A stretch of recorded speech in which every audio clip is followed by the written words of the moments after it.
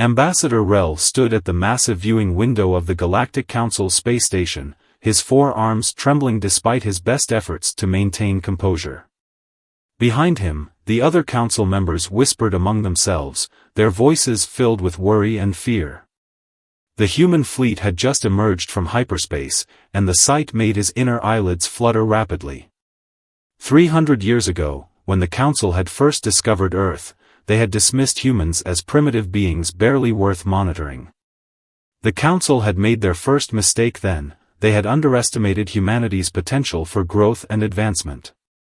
Rel remembered reading the reports from just 2 centuries ago.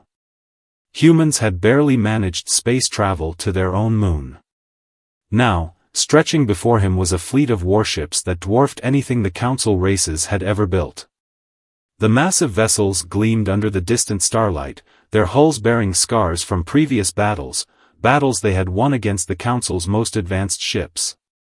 "How many?" asked High Counselor Tom, his crystalline form shifting colors in distress. 5,000 ships, Rel answered, his voice barely a whisper. "And those are just the ones we can see." He knew there were more lurking in wait, cloaked by technology that the Council had once believed impossible for such a young species to develop. The Council chamber fell silent as the main screen activated, showing an incoming transmission from the human fleet. A face appeared, Admiral James Walker, a name that had become both respected and feared throughout the galaxy. His expression was stern but not unkind, his gray hair and weathered face speaking of years of experience in both war and peace. "Honorable members of the Galactic Council," Walker began, his voice steady and clear. 20 years ago, your predecessors made the decision to restrict human expansion in the galaxy. 10 years ago, you attempted to enforce those restrictions with military force. Today, we come not for revenge, but to renegotiate the terms of our species' relationship. Rel felt his secondary heart skip a beat. The humans were being surprisingly diplomatic, given their military advantage. Their restraint was perhaps more terrifying than any show of force could have been. It spoke of confidence, absolute confidence. He thought back to the Council's archives, to all the warnings they had ignored. The human ambassadors had tried to explain their species' nature, their drive to explore and grow. "We don't want war," they had said, "but we won't accept chains." The Council, in its ancient wisdom, had dismissed these words as the empty threats of a minor race.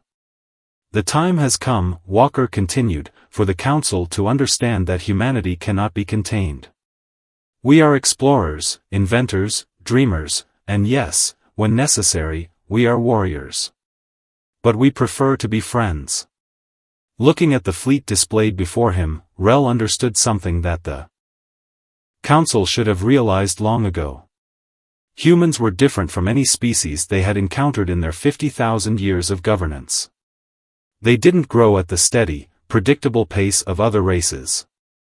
They evolved in great leaps, driven by challenges and necessity. The Council's attempts to restrict them had only pushed them to develop faster, to innovate in ways that defied conventional wisdom. Every barrier had become a challenge to overcome, every limitation a puzzle to solve. As Rel prepared to respond to Admiral Walker's transmission, he knew that this day would be remembered in galactic history. Not as the day humanity conquered the Council, but as the day the Council finally learned to respect humanity as equals, perhaps even as superiors in some ways. "Admiral Walker," Rel spoke, his voice stronger now, carrying the weight of his position. "The Council acknowledges your message. We are prepared to begin new negotiations, with no predetermined conditions or restrictions." A slight smile crossed Walker's face. "That's good to hear, Ambassador. That's very good to hear indeed." Behind Rel, the Council members began to stir, some in protest, others in relief. But they all knew the truth, the galaxy as they knew it was about to change forever. And perhaps, Rel thought, that wasn't such a bad thing after all.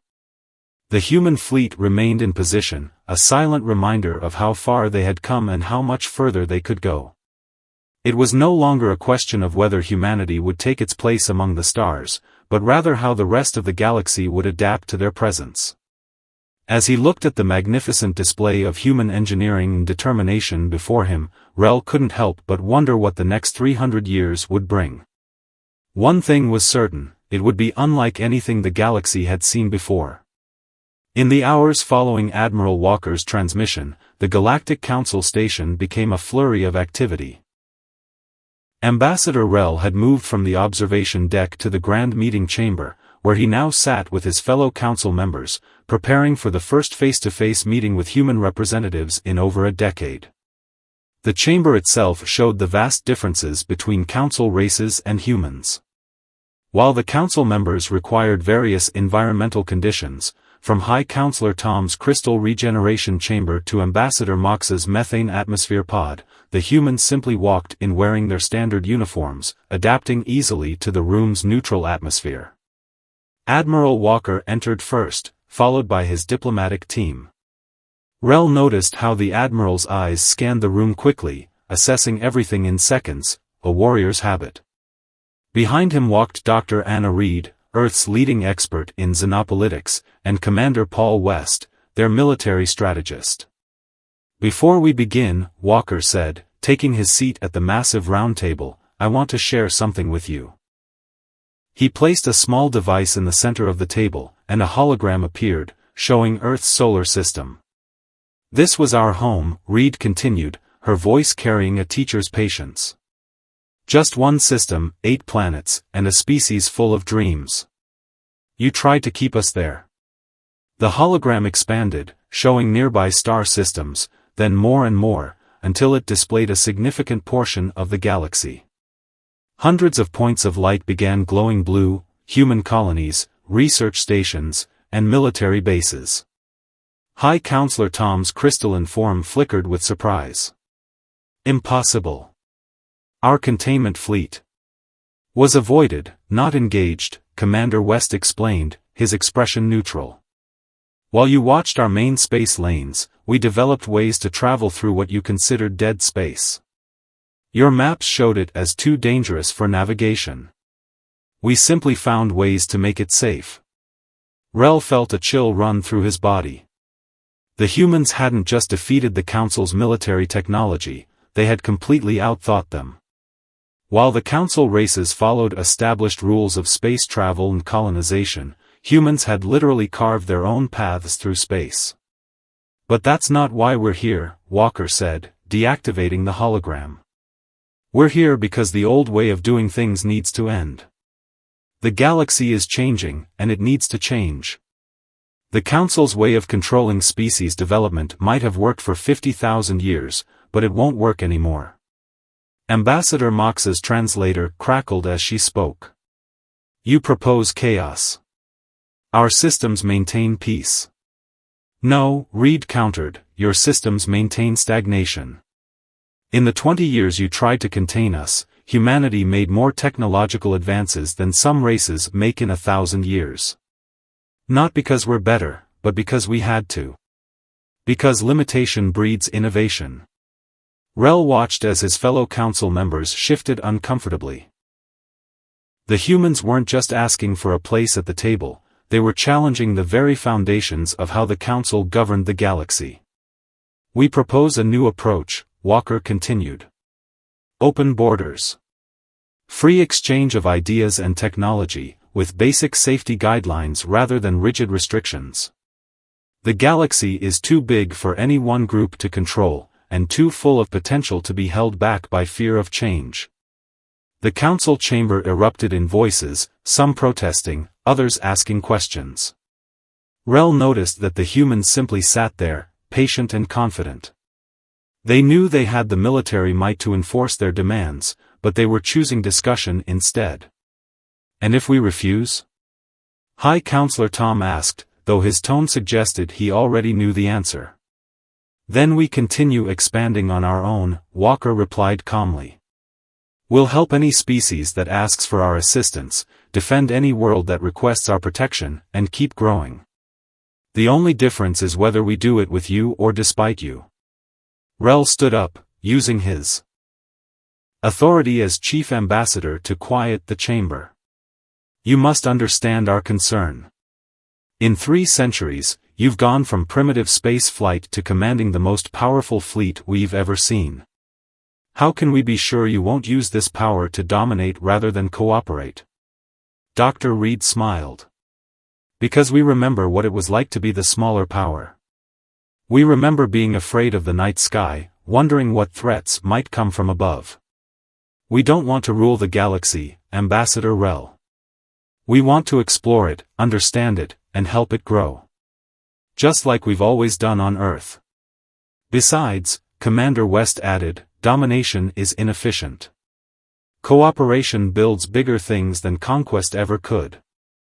As the discussions continued, Rel began to understand something profound about humans.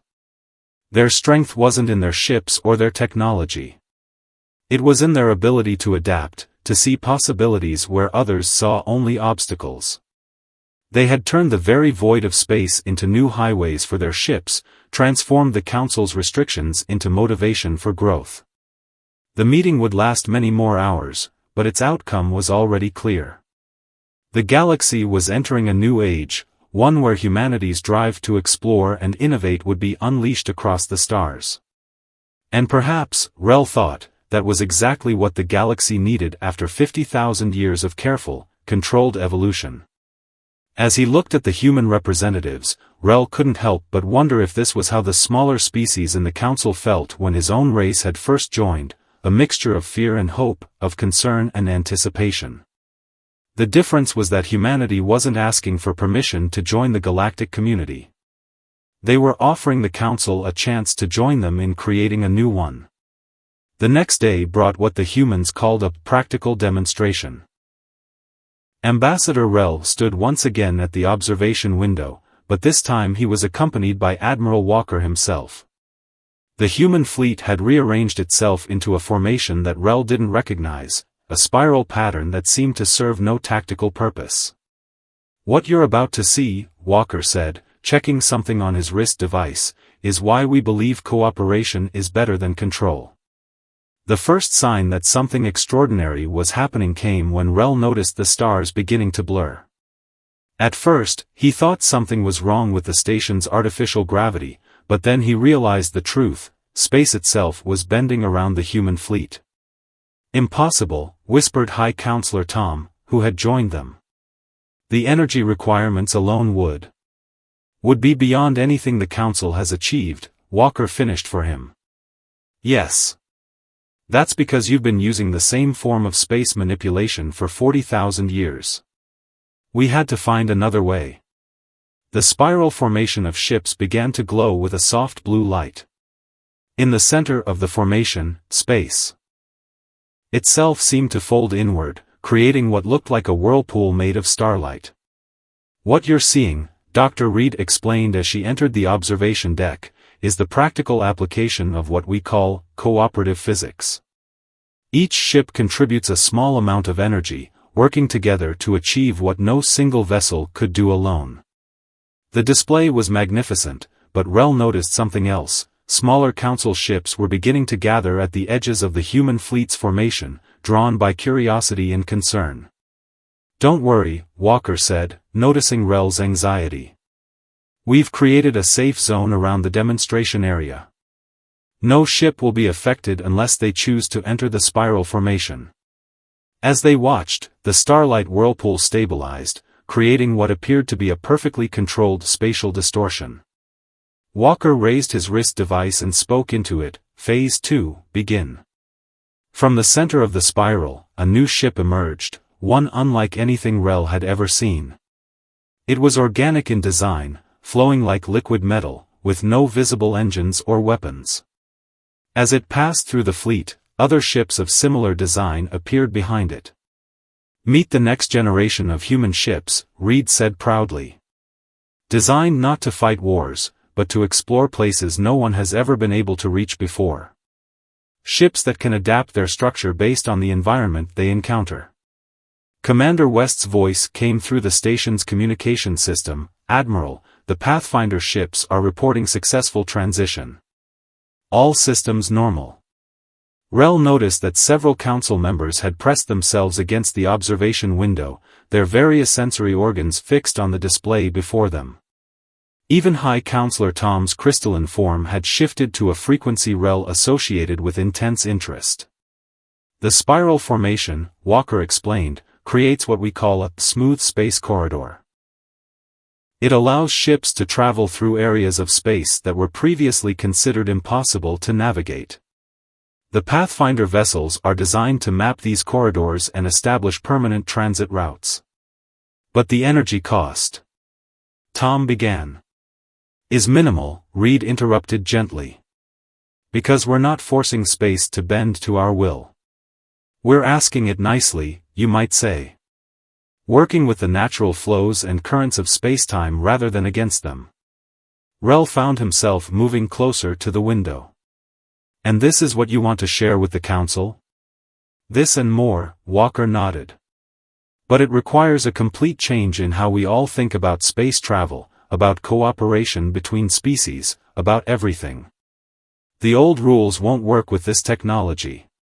It requires trust, coordination, and the willingness to try new things.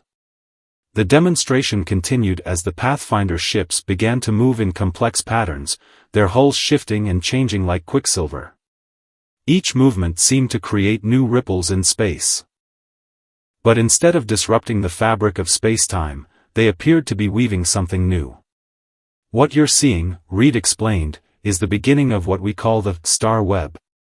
A network of stable transit corridors that any ship can use, regardless of its level of technology. But it only works if ships contribute to maintaining it. The more ships that use it, the stronger and more efficient it becomes. Rel understood the implications immediately. The humans weren't just offering new technology, they were proposing an entirely new way for species to interact with space itself. One that required cooperation not just between different ships, but between different species. And if we refuse? Tom asked, though his tone had changed from yesterday's confrontational stance to something more like worried curiosity. Then we build it anyway, Walker said simply.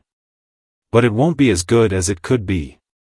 Every species has its own understanding of space, its own technological innovations.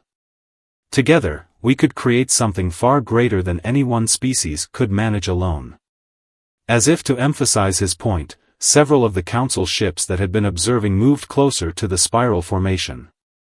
Walker smiled and spoke into his wrist device again. The human ships adjusted their positions, creating spaces in the formation perfectly sized for the Council vessels. Your ships are welcome to join the formation, Walker offered. See for themselves how it works. We've already programmed our systems to accommodate all known Council ship configurations. Rel watched as, one by one, Council ships took positions in the spiral. The blue glow adapted to include them, and the spatial distortion became even more stable. It was a powerful visual metaphor for what the humans were proposing, different species working together to achieve something greater than the sum of their parts. This, Reed said softly, is just the beginning. Imagine what we could accomplish if we all worked together like this. Not just in space travel, but in everything. As Rel watched the combined fleet working in harmony, he realized that humanity hadn't come to conquer the Council or demand concessions.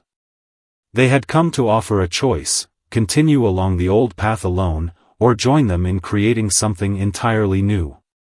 The Council chamber had never been so crowded.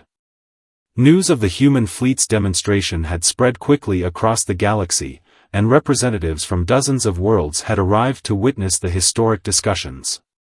Ambassador Rel noticed that many of the younger races' representatives seemed excited rather than fearful of the changes humanity proposed.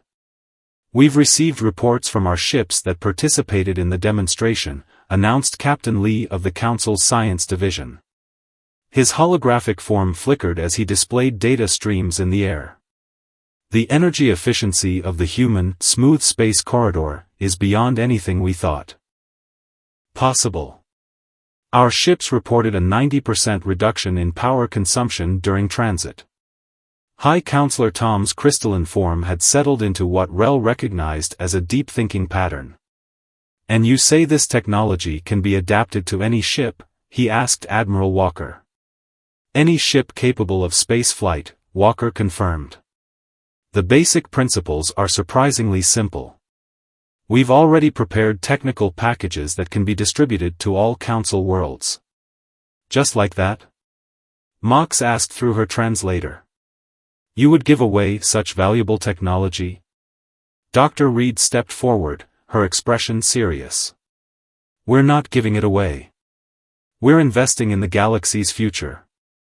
Our scientists have calculated that with full cooperation between species, we could map and connect the entire galaxy within 50 years.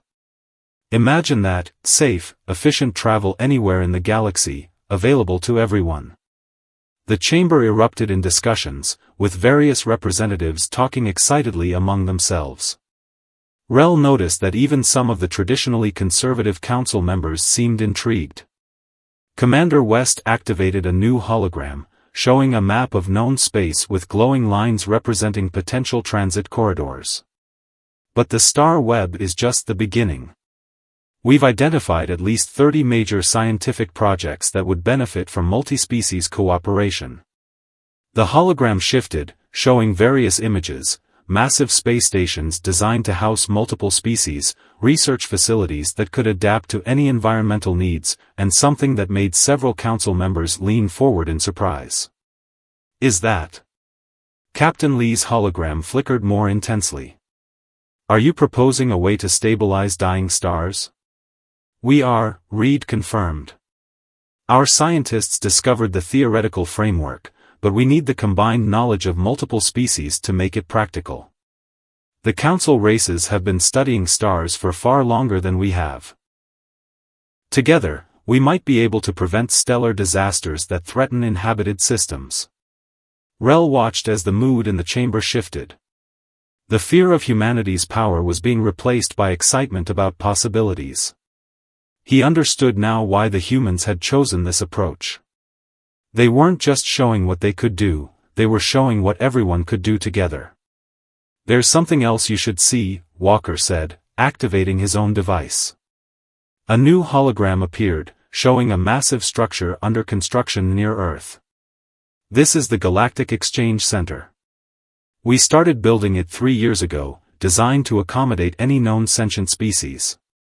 Research labs, living quarters, medical facilities, everything needed for long-term cooperation between different races." "You built this while we were still technically in a state of conflict?" Tom asked, surprised. "We built it because we were in a state of conflict," Reed explained. "It's easy to fear what you don't understand. We wanted to create a place where different species could learn to understand each other." Commander West brought up more detailed schematics of the exchange center. "The facility can adapt its environment for any known species instantly. We've even included spaces for species we haven't met yet, based on theoretical biology models." The implications weren't lost on anyone in the chamber. Humanity hadn't just advanced technologically, they had been preparing for peaceful cooperation even while building the most powerful fleet in known space. "But what about the military implications?" asked one of the younger race representatives. "Your fleet will be part of a joint defense force, if our proposal is accepted," Walker replied. "We're not interested in being the galaxy's police force. We want to be partners, not rulers." Rel stood up, using his authority to quiet the chamber once again. "What you're proposing isn't just a change in policy. It's a complete reformation of how the galaxy functions. The Council has maintained order for 50,000 years. And done a good job of it," Reed acknowledged. "But times change. The galaxy is facing challenges that no single species can solve alone. Dying stars, spacetime anomalies, the dark matter surge in the galactic core, these are problems that require us all to work together. We're not asking you to disband the Council," Walker added. "We're asking you to help it evolve into something greater. A true galactic community, where every species can contribute and benefit." The chamber fell silent as everyone considered the implications. Humanity wasn't offering submission or demanding surrender. They were offering a future that no one had imagined possible. Captain Lee's hologram moved closer to the exchange center's schematics. The energy distribution systems, they're based on Council designs, but you've modified them. Improved them, West corrected. By combining them with techniques we learned from studying the Arconian energy webs and the crystalline technology of High Counselor Tom's people. This entire facility is a testament to what we can achieve together. As discussions continued, Rel noticed something interesting. The representatives of younger races had begun moving closer to the human delegation, asking questions, offering suggestions. Even some of the older council members were engaging in technical discussions with Dr. Reed and Commander West. The fear that had filled the chamber when the human fleet first arrived was being replaced by something else, hope. Hope for a future that was bigger and brighter than anyone had imagined possible. But Rel knew that the hardest part was still to come. Tomorrow, the council would have to vote on humanity's proposal. The choice they made would determine not just humanity's place in the galaxy, but the future of all species. The final day of negotiations began with an unexpected event. As council members gathered for the vote, alerts sounded throughout the station. A massive solar flare had erupted from a nearby star, sending a wave of deadly radiation towards several inhabited systems. 3 worlds are in the direct path, Captain Lee's hologram reported urgently. Standard evacuation procedures would take at least 4 days. The radiation will hit in less than 2. Before the Council could even begin emergency procedures, Admiral Walker was already in motion. Commander West, deploy the Pathfinder fleet. Dr. Reed, we'll need the star web calculations for those systems. The observation window displayed a remarkable sight.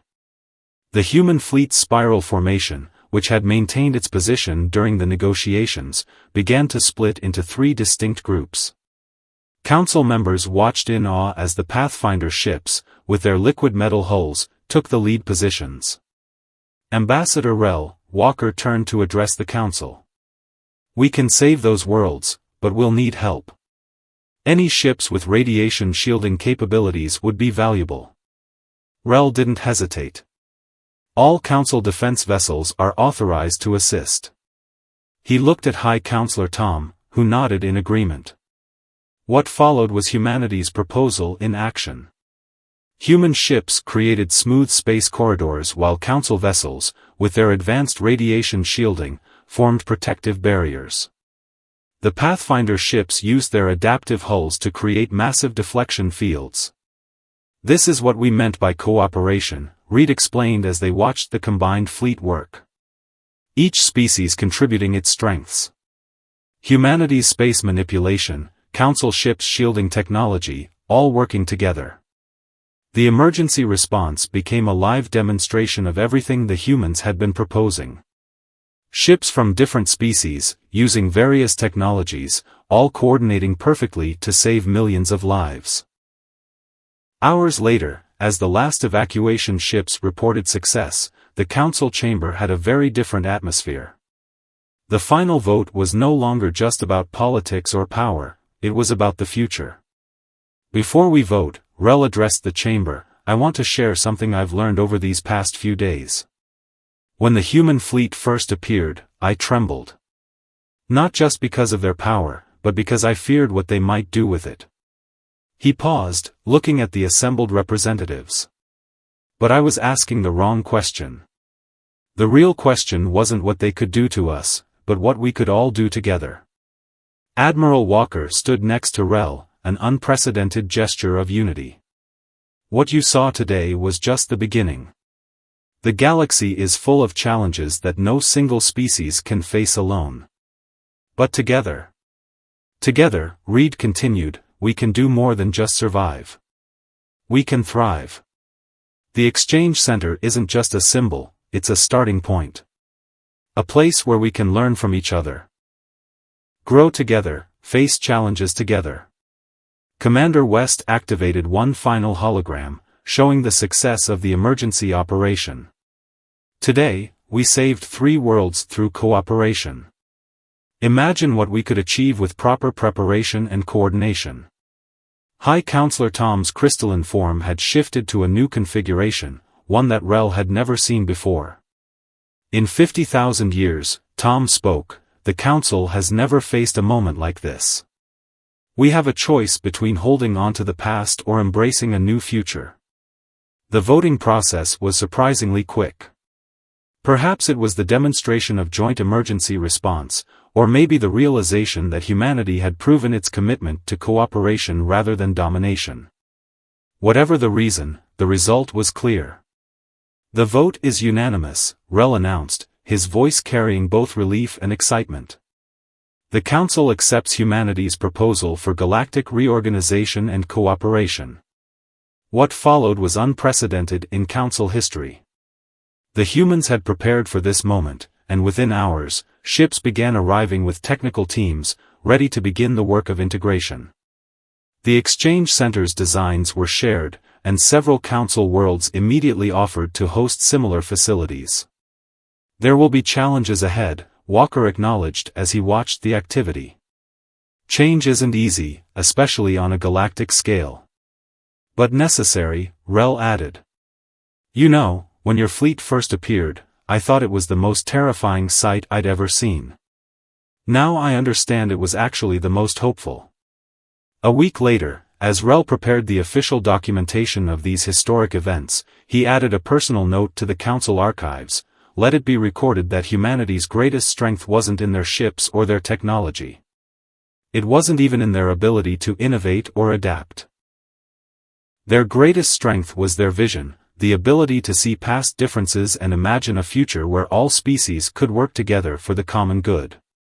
When they arrived with the most powerful fleet ever seen, they could have demanded anything.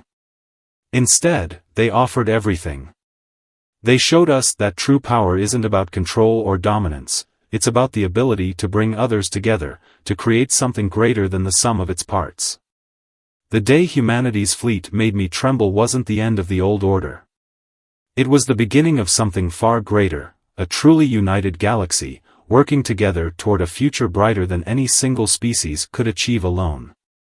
And perhaps that was the most human thing about them, the ability to turn a moment of fear into an opportunity for hope. As Rel finished his entry, he looked out at the station's dock, where human and Council ships were already being modified with the new joint technologies. The sight no longer made him tremble. Instead, it filled him with anticipation for what tomorrow might bring. In the distance, the first permanent smooth space corridor was taking shape, a brilliant blue spiral in the darkness of space. It wasn't just a path through the stars, it was a symbol of everything they could achieve together. The future had arrived, and it was more remarkable than anyone had imagined.